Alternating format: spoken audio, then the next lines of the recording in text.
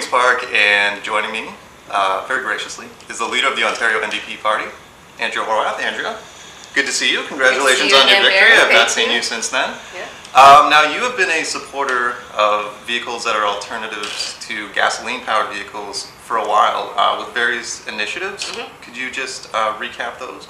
Sure. I've been working on a couple of different things, particularly trying to force the government to take some action on getting Zen cars and e-bikes on the roadways in Ontario.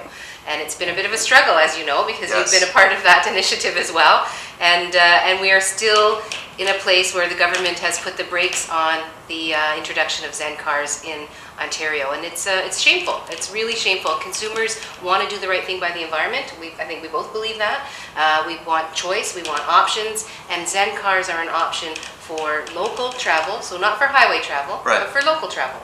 And the government is still dragging its feet and not allowing those cars on our roads. Right. Now, it's, as you said, it's a niche market. It's not as if these are going to be used by everyone. It's a specific type of vehicle.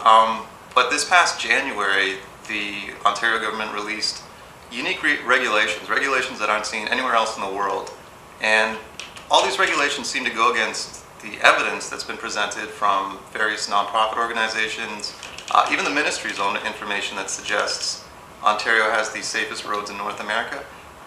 What are your thoughts on these regulations, and maybe as a political figure you can shed some light as why another political figure would think that requirements like these are necessary? Well, I mean, the regulations, from the way I read them, are simply wrong-headed. And I say that because what, in effect, they do is they require the Zen car to be safe for the highway, which is exactly the opposite of what the Zen car is produced to do, right? The Zen car is built and constructed not to be a highway car, to be an opposite vehicle, a vehicle that's only in urban centers, that's only in low mileage, low traffic mileage speed limits regulations, right? So 40 kilometers or so, I believe, is the maximum of a Zen car. And so if the Zen car is not built or designed to go on the highways, why would the government put regulations in place that say they have to be safe for highway driving? It's wrong-headed, and from my perspective, it's a purposeful move to put the brakes on Zen cars in Ontario. And it's something that I simply don't understand why the government continues to refuse to put Zen cars on the roads in Ontario when they're on the roads already in Quebec, as you know.